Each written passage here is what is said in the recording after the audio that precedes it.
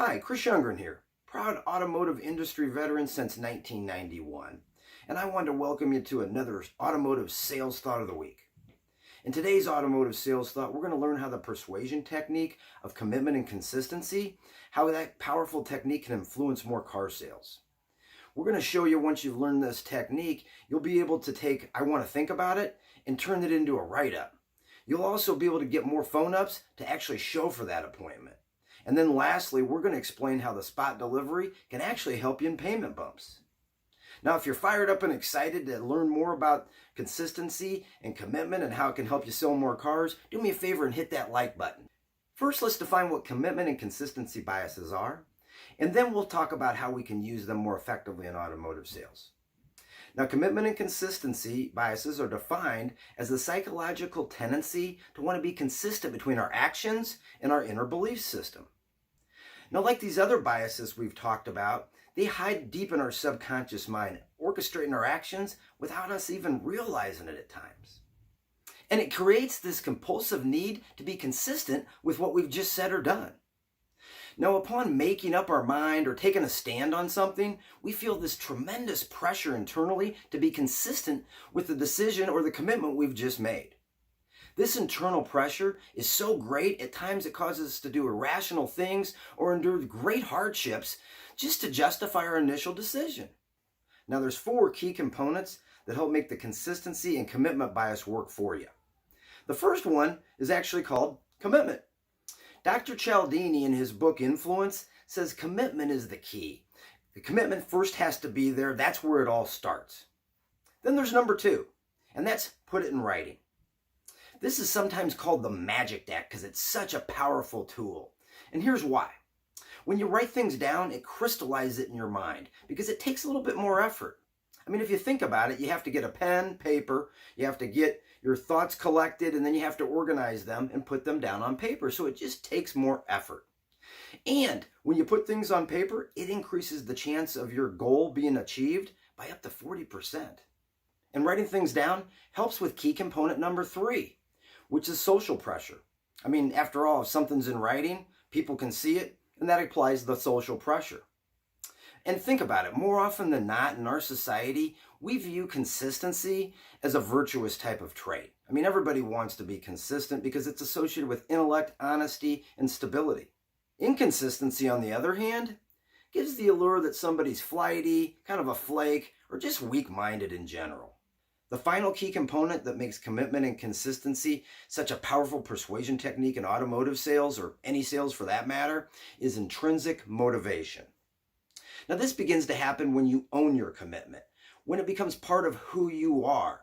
Now the discipline starts to come and be motivated from within. Intrinsic motivation happens during those looking at yourself in the mirror moments that we have from time to time, and you realize you don't want to let yourself down, and you want to be consistent with that person and that image that you see in the mirror. Next, let's learn how the persuasion techniques of commitment and consistency can help influence guests so you can sell more cars. And while we're going through those, I want to take those 4 key components we discussed, and I want to see how each one of those matches up with the examples we used today. And speaking of the 4 key components, I do want to point out, you don't have to hit all 4 key components to make this technique or make commitment and consistency work for you. 1 or 2 of them can be powerful enough to carry you through on its own. Let's find out how. But before we do that, if you heard something you like, do me a favor and hit that like button, or leave me a comment. Now, let's learn more on how these techniques work for you in car sales. Let's look at the signed offer as an example on how powerful staying consistent with our commitments actually can be. Now, what I'm referring to is the point in the negotiation or the point in the car deal when a verbal offer has been made by either the guest or by the salesperson. And it's hanging there, the guest saying, hey, you know what? If you give me $5,000 for my trade, I'll go ahead and take this today. So most salespeople have been taught to write this up as an offer. So they'll just take their worksheet out and with just their own handwriting, they'll write, Bill Jones will buy today at stock number 1234 at the following terms. And then he'll write down $5,000 for the trade or whatever the terms are. Then they'll make a little line on the paper with an X and they'll ask the customer to sign that. And I've always thought it was interesting how much anxiety this time or this moment can cause. I mean, I remember back when I was selling this family of 5 people a vehicle, and I remember I kept thinking, it's not like this is a legal binding document, it's not a contract, but yet it felt kind of the same.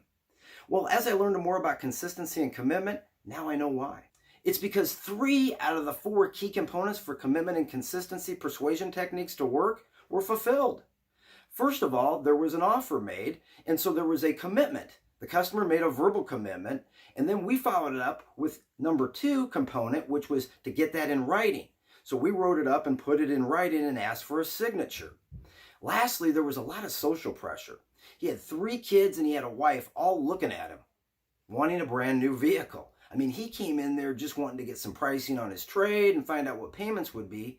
And now he's faced with having a brand new vehicle in his driveway. And think about the spot delivery.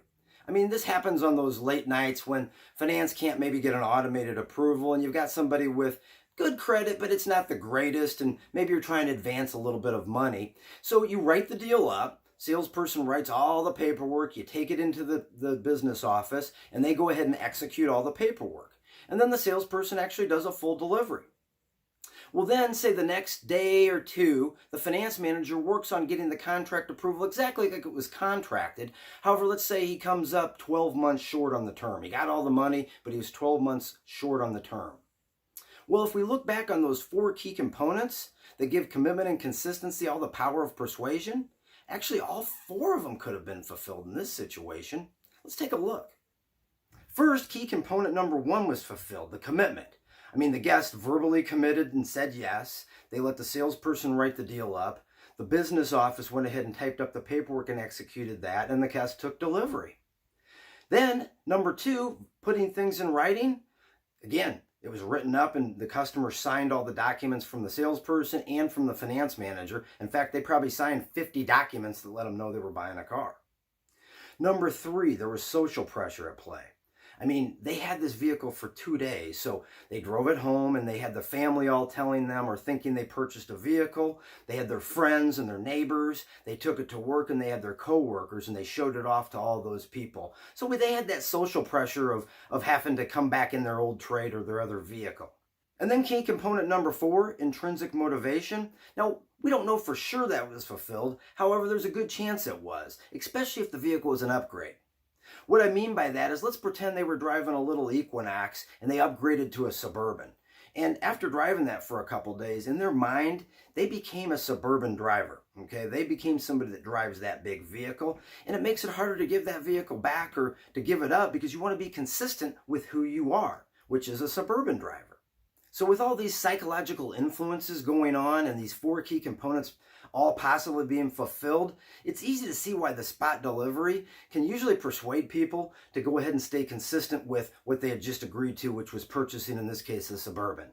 And I would venture to say in this particular case, the guest's either going to go that shorter term or come up with some down payment money to lower the payment, but they're not going to leave and take their trade. They're going to leave in that Suburban that they left in 2 nights ago.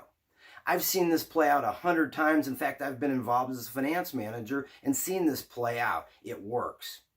And hey, that brings up my point next, which is I'd like to hear your stories. Tell me about a situation in the automotive business when you spotted a vehicle and it went sideways. Or tell me about one that worked out exactly like we're talking about. I think all the viewers would like to know. And sometimes just a small little commitment at first can help open the door for larger commitments down the road. Now, Dr. Cialdini calls this the foot and door technique. And I think an example in the car business would be, say when you're doing the trial close right after a presentation and demonstration drive, and you're on the way back after the demonstration drive, you get out of the car and you say, hey, folks, if we were able to fit this car in your budget, do you see anything else in standing in the way? You taking it home tonight? Or for another example of the foot in the door technique in the automotive business, let's look at that objection or stall, really, of I want to go home and think about it. Now, this a lot of times will happen out on the lot whenever you've just shown a vehicle or you've just been discussing vehicles. And Andy Elliott of the Elliott Group has a script that he likes to use. And here's how it goes. Of course you need to think about it. I haven't given you enough information yet. Let's take 5 minutes. We'll go inside. I'll get you some figures on your trade, some figures on the vehicle that you're looking at, and we'll go ahead and get you that information. That way you'll have something to really consider. And that's it.